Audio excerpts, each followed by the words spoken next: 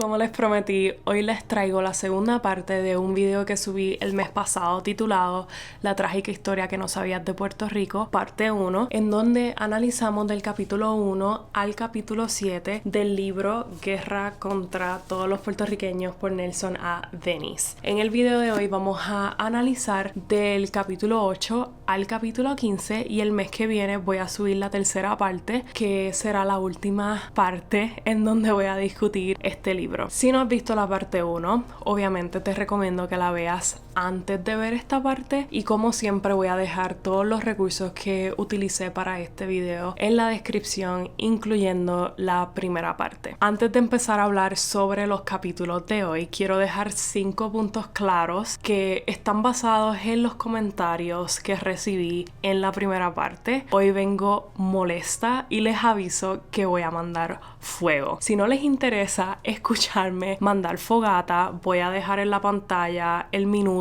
a donde le pueden dar skip para que puedan empezar a ver el video como tal. Número 1, quiero darle las gracias a todas las personas que vieron la primera parte completa. Ese fue el primer video en mi canal que fue visto por tantas personas. También, si eres una de las personas que estaba genuinamente interesada en la historia de la isla y comentaste una pregunta o quizás comentaste tu propia opinión de manera respetuosa, mil gracias, de verdad. Como he mencionado en videos anteriores, yo le pongo mucho sudor y trabajo a mis videos, así que siempre voy a apreciar cualquier pregunta o comentario que esté hecho de manera constructiva y de una manera respetuosa. Número 2, con esta serie de videos mi intención nunca fue ni es decirles por qué partido político es por el que tienen que votar. Para decirles más, yo odio la política y honestamente no me gusta ninguno de los partidos, pero esa es mi opinión personal. Mi pensar es que para que veamos un cambio significativo en la isla se necesita mucho más que un partido político. Obviamente me esperaba la cantidad de comentarios hablando sobre política porque gran parte del libro no habla sobre el partido nacionalista, así que estaban todos los estadistas mandando fuego.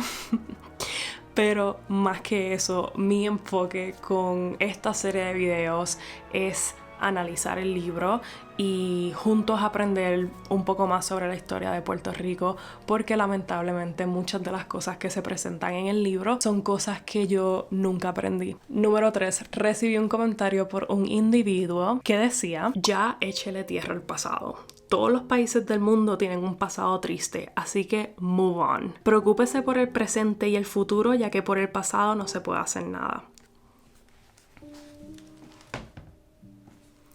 Este individuo le dio clic a un video que claramente dice en el título que vamos a hablar sobre la historia de Puerto Rico, para después dejarme un comentario diciéndome que deje el pasado en el pasado.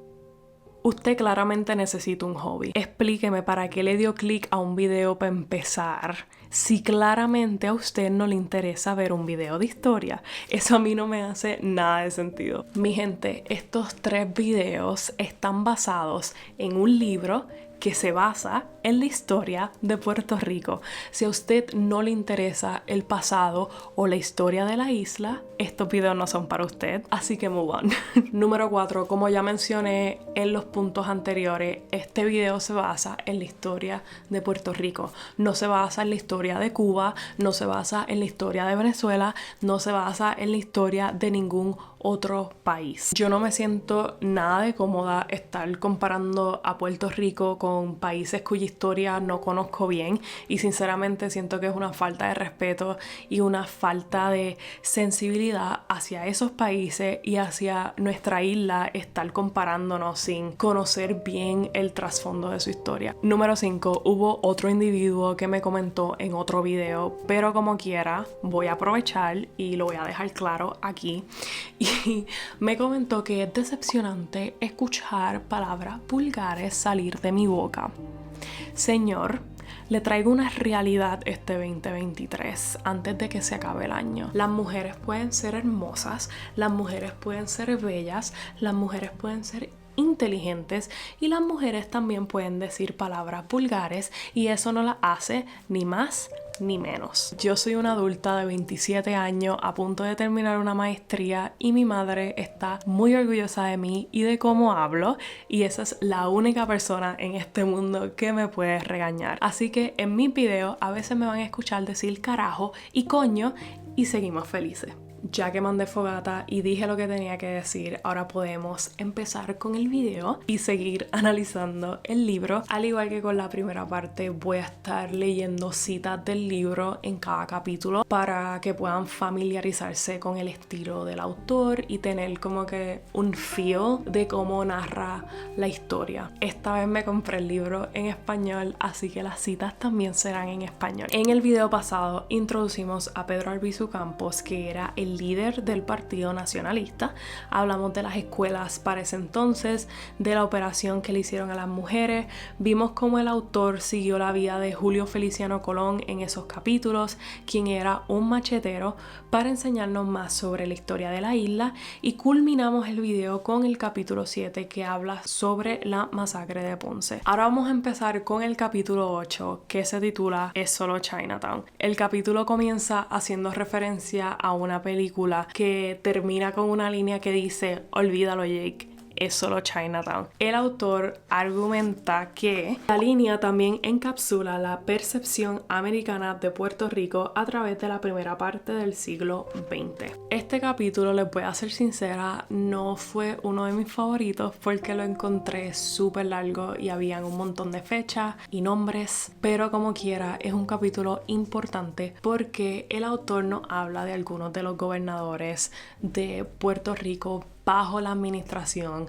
de Estados Unidos, los cuales fueron 4 norteamericanos. ¿Cómo una persona puede gobernar un pueblo sin saber el idioma ni haber vivido en el lugar? Eso a mí me rompe la cabeza. Si usted sabe cómo, por favor, dígame.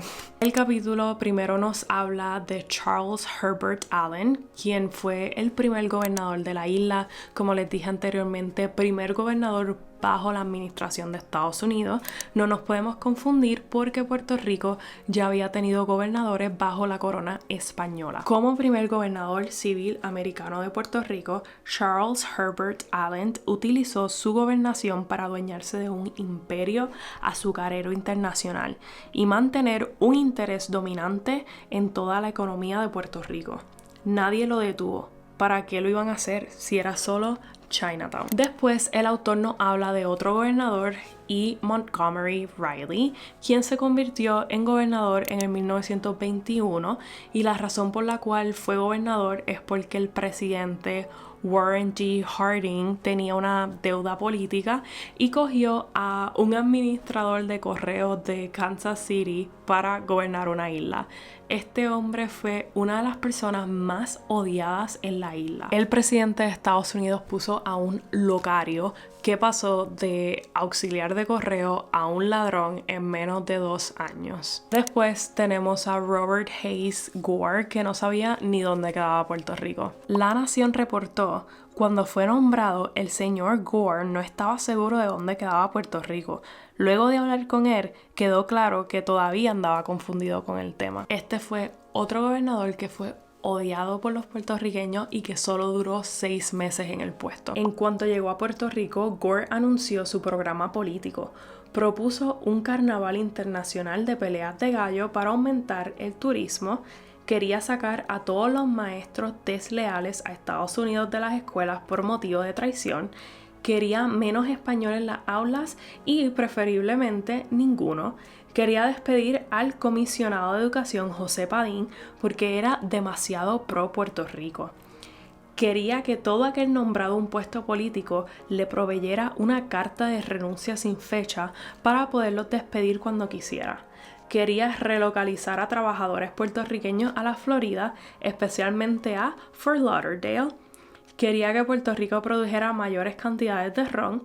Quería entrenar los ruiseñores a cantar el himno americano y venderlos en Texas por $50 cada uno. El presidente Roosevelt no sabía qué más hacer con Puerto Rico y puso a Blanton Winship, un oficial del ejército, como gobernador con la intención de poner ley y orden. Aquí el capítulo se pone intenso porque habla sobre la masacre de Río Piedras y también habla otra vez sobre la masacre de Ponce. Una crítica que tengo del libro es que no sigue una línea cronológica a través del libro y al ser de historia eso me confunde un poco. Por ejemplo, en el video pasado terminamos hablando de la masacre de Ponce, que fue lo que cubrimos en el capítulo pasado, pero en este capítulo estamos cubriendo la masacre de Río Piedras, que pasó antes que la de Ponce. La masacre de Río Piedras comenzó cuando un grupo de estudiantes decidieron celebrar una asamblea para hablar sobre Pedro Albizu Campos y el Partido Nacionalista.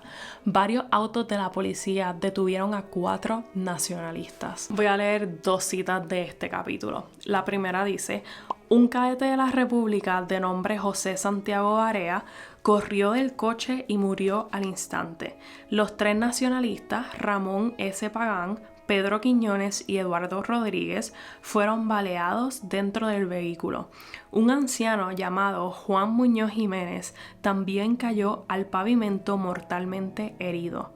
Muñoz Jiménez no era nacionalista, andaba por allí comprando billetes de la lotería.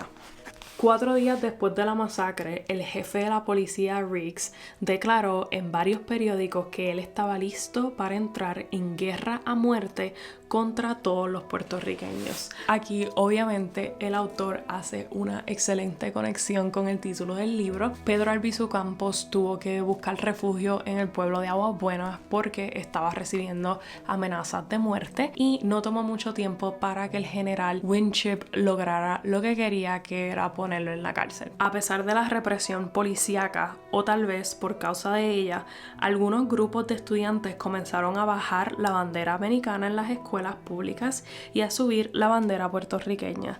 En la Escuela Superior Central de Santurce, la policía arrestó a 4 estudiantes que hacían guardia sobre la bandera de la isla. 2 años después de la masacre de Río Piedra ocurre la masacre de Ponce, que ya hemos discutido. A pesar de todo lo que estaba pasando bajo el liderazgo de Winship, el presidente Roosevelt no quería removerlo de su posición por no quedar mal con la gente. Él sabía que al estar removiendo gobernador tras gobernador iba a resultar en que la gente lo viera como un fracaso. Cuando hablamos de Winship, estamos hablando de un ser humano totalmente despreciable. El 25 de julio del 1898, Winship decidió celebrar el aniversario de la primera vez que Estados Unidos desembarcó en Puerto Rico. ¿Y dónde decidió celebrarlo? En Ponce, exactamente en donde ocurrió la masacre, en vez de celebrarlo en Guánica, que fue donde ocurrió la invasión. La hipocresía de este último mandato fue un colofón apropiado a la sinfonía de corrupción y matanza que Estados Unidos le brindó a Puerto Rico en lugar de buen gobierno. Winship se paseó orondo por toda Alemania, batiendo papeles, señalando con el dedo y juzgando a otros por sus atrocidades. Pero como sus propios crímenes los cometió en Puerto Rico, esos no contaron para nada. Después de todo, aquello era solo Chinatown. Así es como termina el capítulo 8 y es así como pasamos al capítulo 9. El capítulo 9 está titulado Las carpetas y este capítulo fue súper interesante para mí porque habla de estos expedientes policíacos que contenían datos bien personales de las personas y eran expedientes secretos. Usualmente se le hacían carpetas a las personas que estaban bajo vigilancia política. El expediente de Albizu Campos llenaba 2 cajas con 4.700 páginas.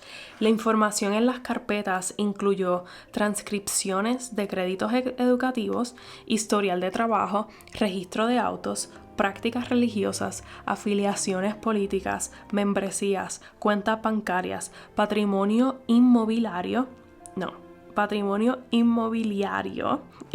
impuestos pagados, récords familiares y maritales, historial de viajes, licencias y placas de autos, reuniones, publicaciones escritas o recibidas. Además, incluían información personal, amigos, socios, parejas, amantes, deudores y acreedores, cartas personales interceptadas en los correos, grabaciones de llamadas telefónicas, fotografías, listas de invitados a bodas, recibos de tintorería y artículos misceláneos. Por supuesto, estas carpetas eran utilizadas con el objetivo de investigar actividades en Puerto Rico y se convirtieron en una herramienta de represión política contra los independentistas puertorriqueños. Los agentes recopilaban información sobre los independentistas a través de vigilancia, escuchando llamadas telefónicas, seguimientos y otras técnicas de investigación. Esta información se compilaba en las carpetas que se mantenían en secreto. En muchos casos, ciudadanos fueron detenidos o encarcelados por su actividad política. Este tipo de control político y social lo que hizo fue aportar más a la desconfianza que le tiene el pueblo puertorriqueño al gobierno. Pero 60 años de carpeteo e informantes policíacos ya los han marcado con el candente carimbo del miedo, la desconfianza, la secretividad, la deshonestidad y la traición en el puro centro de su psiquis colectiva. Esa herida puede que nunca sane por completo. Después del capítulo 9 entramos a la segunda parte del libro, que se enfoca en personas. La primera parte se enfocaba en hechos y la segunda parte se va a enfocar solamente en individuos. El capítulo 10 me lo disfruté de una manera increíble. Este capítulo se titula El Gobernador y el autor muy inteligentemente nos presenta la vida de Luis Muñoz Marín desde que nace a cómo llegó a ser un político en la isla. El tono de la narración en este capítulo te hace empatizar con esta familia y el capítulo se enfoca mayormente en Luis Muñoz Marín y la relación que tenía con su padre, don Luis Muñoz Rivera, la cual era una relación difícil. Luis Muñoz Marín recibió una educación privilegiada y le interesaba mucho la poesía. Estudió tanto en Puerto Rico como en los Estados Unidos, pero por problemas de identidad y probablemente depresión no estaba pasando sus clases y en muchas ocasiones se sentía solo. También pasó años y años de su vida en opioides. Luis se detenía a escuchar los cuentos de los jíbaros. Ellos le contaban los secretos de las montañas, de los árboles, de fantasmas y hadas misteriosas, y de un viejo cartero llamado Salto Padilla que se mató al caer por una cascada. Se sentía como en su casa entre los jíbaros y su mundo natural. Conversaba con los árboles y ellos le contestaban. Siempre llevaba una libretita y un día escribió en ella: comprendo y sonrío. Canto lo que tú cantarías si tú fueras poeta. Lo sé, porque si yo fuera árbol, de mis ramas brotarían capullos igualitos a los tuyos. Don Luis Muñoz Rivera muere pobre y le deja muchas deudas a su familia. Su hijo, Luis Muñoz Marín, publicó este poema días después de su funeral. Quisiera ser un gigante para abrazar las montañas que él contempló en su niñez, las montañas por las que luchó desde su juventud, las montañas que cobijaron a sus compatriotas, los jíbaros, y las que hoy sepultan su cuerpo. Quisiera ser un gigante para abrazar a mi pecho a todos los puertorriqueños que mantienen en sus nobles corazones la memoria sagrada de mi padre. Y quisiera ser un gigante para completar la obra de Luis Muñoz Riveras, el gigante de Borinquen. En el 1938, Luis Muñoz Marín fundó el Partido Popular Democrático, PPD, y el PPD ganó las elecciones del 1940 y Luis Muñoz Marín se convirtió en presidente del Senado de Puerto Rico. Don Luis Muñoz Rivera y Luis Muñoz Marín fueron dos de los políticos más poderosos en la isla. El capítulo termina con algo bien raro. Un senador norteamericano llamado Miller Tidings finalmente presentó un proyecto de ley que le daría a Puerto Rico la independencia de Estados Unidos. Todos los políticos de la isla lo apoyaron, menos Muñoz Marín. diciendo que Puerto Rico no estaba listo para gobernarse a sí mismo. Esto fue algo bien extraño para muchos puertorriqueños y vieron a Luis Muñoz Marín como un hipócrita, porque en varias ocasiones esta familia hablaba de lo importante que era la independencia para Puerto Rico, y muchas de las personas que los apoyaban y los seguían eran los jíbaros de la isla, y cuando Luis Muñoz Marín tuvo la oportunidad de aportar a que Puerto Rico alcanzara su independencia, dijo que no. El capítulo 11 es bastante corto, si no me equivoco consiste alrededor de 10 páginas y se titula Cómo gobernar un país con un informe de una página. Este capítulo nos presenta cómo Estados Unidos puso a Luis Muñoz Marín entre la espada y la pared por ser adicto a los narcóticos, que era algo que por las carpetas el gobierno de Estados Unidos sabía. También él no era la persona más discreta del mundo, porque varias personas lo vieron en condiciones no muy favorables, ya haya sido porque estaba borracho o por estar intoxicado a causa de los narcóticos. Luis Muñoz Marín era vulnerable, tenía una debilidad, el FBI la descubrió, la documentó y se la amarró al cuello. Muñoz Marín era adicto a los narcóticos. Como mencioné, fue el senador Millard Tydings quien presentó un proyecto al Senado Federal que le daba la independencia a Puerto Rico. Él había hecho el mismo proyecto con las Islas Filipinas y funcionó, así que le quiso presentar la misma opción a Luis Muñoz Marín.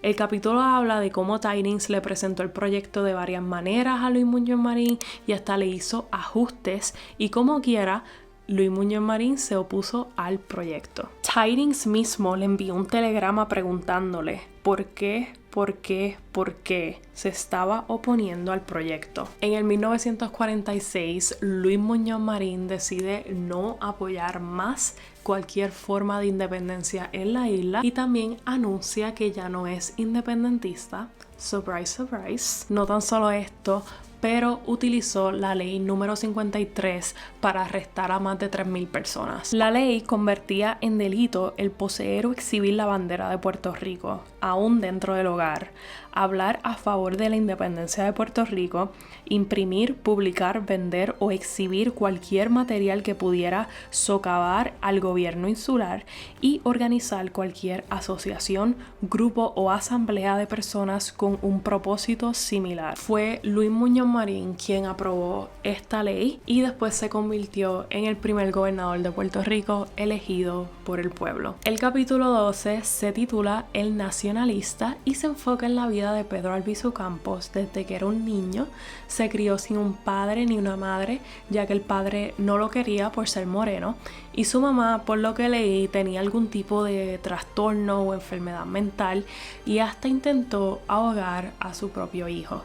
Así que terminó viviendo y criándose con su tía Rosa Campos. Creo que además está decir que Pedro Albizu Campos era un hombre con mucha inteligencia. Pudo completar 8 grados de la escuela en 4 años y medio y fue admitido en la Universidad de Harvard. Además de su lectura en Harvard, Albizu daba clases de español en la Escuela Superior Walpole y tutorías a sus condiscípulos en química, francés y español.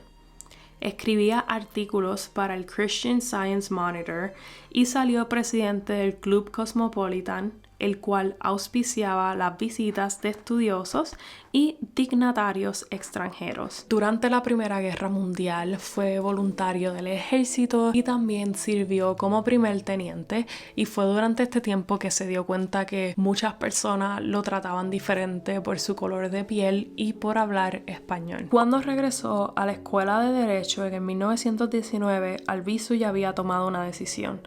No importaba cuántos diplomas se ganara o cuántas personas de Harvard le felicitaran con aprobación, él jamás sería uno de ellos. Estados Unidos nunca le tomaría en serio, ni a él, ni a su gente, ni a su patria. De hecho, los americanos no podían ni pronunciar correctamente el nombre de su isla natal. Por eso, para darle sentido y propósito a su vida, Albizu decidió dedicar el resto de su vida a la causa de la independencia de Puerto Rico. Unos años después de graduarse, viajó a lugares como Panamá, México, Venezuela, Perú, República Dominicana y Haití para buscar apoyo y promover la revolución en la isla. En el 1932, Pedro Albizu Campos se postula para tener un puesto en el Senado de Puerto Rico, pero se lo dan a Luis Muñoz Marín. No se lo dan a la persona que está viajando el mundo dando discursos de la isla, a la persona que tiene un degree de Harvard, a la persona que habla 800 idiomas, pero se lo dan a la persona que es adicta a narcóticos y que llegó a su posición gracias a su papá. Eso suena un poco fuerte, pero es la verdad. Obviamente a Estados Unidos le convenía mucho más mantener a Luis Muñoz Marín en estas posiciones porque era mucho más fácil de manipular y claramente este era un hombre que no le importaba el colectivo. Lo único que le importaba era el nombre de su familia, su imagen y que él estuviera bien. ¿Y a quién utilizó? A los jíbaros. En el 1934, Pedro Albizu Campos se hace líder de los trabajadores de la caña y forman la Asociación de Trabajadores de Puerto Rico. El coronel y Francis Riggs le propone a Pedro Albizu Campos donarle $150,000 al Partido Nacionalista, un puesto en el Senado de la isla y también ayudarlo a que se convirtiera en gobernador. Y a cambio de eso, Pedro Albizu Campos tenía que retraerse de la huelga con los trabajadores. Al escuchar estas palabras, Albizu se puso de pie lentamente, le agradeció a Riggs el almuerzo y le dijo tajantemente: Puerto Rico no está en venta, por lo menos no por mí. Entonces, cuando comienza la violencia y las amenazas, Pedro Albizu Campos se va con su familia para Aguas Buenas, lo arrestan y lo llevan para La Princesa en San Juan y luego ocurre la masacre de Ponce. El capítulo explica cómo después lo trasladan a Estados Unidos, su salud empieza a deteriorarse, logra regresar a la isla y también nos introduce al Salón Boricua. Y también nos introduce al Salón Boricua, que era una barbería súper importante. Mientras tanto, Luis Muñoz Marín había negociado su trato con Estados Unidos y estaba recostado en la fortaleza fumando opio. El capítulo 13 se titula El artista y nos habla de Juan Emilio Viguier, quien fue un productor en la industria de cine. Trabajó con Pancho Villa durante la guerra contra el gobierno de México y por trabajos como ese, Juan Emilio sabía que el cine era la expresión artística más poderosa y también la más peligrosa del mundo. Fue él quien inauguró la primera radioemisora de la isla, Radio El Mundo, WKAQ. Esta es WKAQ Telemundo, Canal 2, transmitiendo desde San Juan, Puerto Rico, con transmisores en el Cerro de la Marquesa, en Aguas Buenas. Y a través de los años desarrolló la mejor compañía de noticieros y documentales de la isla. Quizás te estés preguntando por qué estamos hablando de este hombre. Estamos hablando de este hombre porque se convirtió en una pieza crucial del movimiento nacionalista, ya que él era el documentarista de los cadetes de la República y los eventos nacionalistas en la isla. Él también estuvo filmando en el desfile de Domingo de Ramos, donde pasó la masacre de Ponce. Claro está que Juan Emilio sabía el peligro que corría, especialmente en esta posición, así que decidió enterrar 3 latas en el patio de su casa y en esas latas estaban las copias de lo que pasó durante la masacre de Ponce y los negativos de ese día. Para mí este capítulo fue bien interesante porque a mí me gustan mucho las películas y la cinematografía y me gustó aprender de lo que estaba pasando en la isla desde el punto de vista de un productor de cine. Luego pasamos al capítulo 14, ya casi terminamos, que se titula El agente de la OSS y nos habla de Walter Booth. También otro capítulo que siento que fue narrado de una manera bien bonita y que a mí me pareció súper interesante porque trata de este espía y su asignación era echarle el ojo a las cosas en Puerto Rico.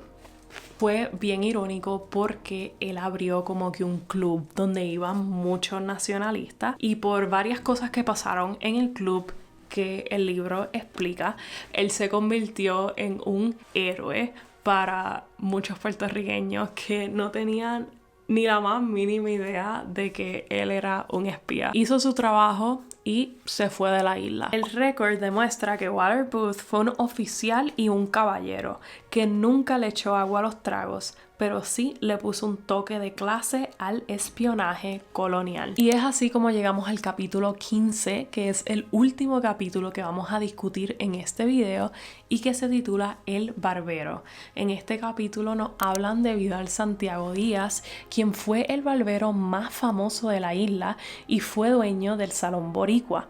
El capítulo comienza hablándonos de los comienzos de su vida, también menciona a su abuelo. Por 30 años, el abuelo de Vidal Santiago, uno de los hombres más respetados del pueblo de Aguas Buenas, utilizó su fuerte vozarrón para ser de lector, para leerles a los obreros del tabaco durante el día, todos los días, mientras hilaban los puros. También el capítulo nos explica cómo fue que llegó a ser dueño del Salón Boricua y el impacto que este tuvo en el Partido Nacionalista. Pasa que Pedro Albizu Campos era un cliente leal de esta barbería. Vidal Santiago Díaz se convierte en nacionalista y utilizan al Salón Boricua para construir una entrada secreta y también tenían un almacén de armas. Vidal fue acumulando un verdadero arsenal para la revolución nacionalista. Al Pedro Albizu Campos regresar de la prisión en el 1947, Vidal Santiago Díaz y los cadetes de la República lo escoltaban a diferentes pueblos y estaciones de radio. El 6 de octubre a las 7 de la mañana, las calles aledañas al Salón Boricua estaban desiertas, excepto por un borracho que aparentaba dormir recostado en el muro de las casas al otro lado de la calle. Vidal bostezó, se frotó las manos y encendió el viejo poste automático de franjas rojas, blancas y azules que al girar el día entero anunciaba que la barbería estaba abierta. Cuando Vidal entró a la barbería, el borracho tosió fuertemente y de pronto apareció un Buick negro de donde saltaron 4 agentes del FBI que interrumpieron en el local con armas en mano. Vidal se identificó y uno de los agentes le propinó un fuerte golpe en la cara. Los otros 3 lo sujetaron, lo esposaron y lo sacaron a empujones hasta el Buick. Todo pasó en menos de 3 minutos. Se llevaron a Vidal y el borracho desapareció sin dejar rastro. Es así como termina el capítulo 15 y como cerramos la parte 2 de estos 3 videos. Como les mencioné al principio de este video, el mes que viene voy a subir la tercera y última parte de estos videos en donde vamos a cubrir los últimos capítulos del libro. Espero que hayan disfrutado del video de hoy y que hayan aprendido algo nuevo conmigo, y si es así, considera suscribirte a mi canal. Subo video todas las semanas y nos vemos la semana que viene con el último video del año.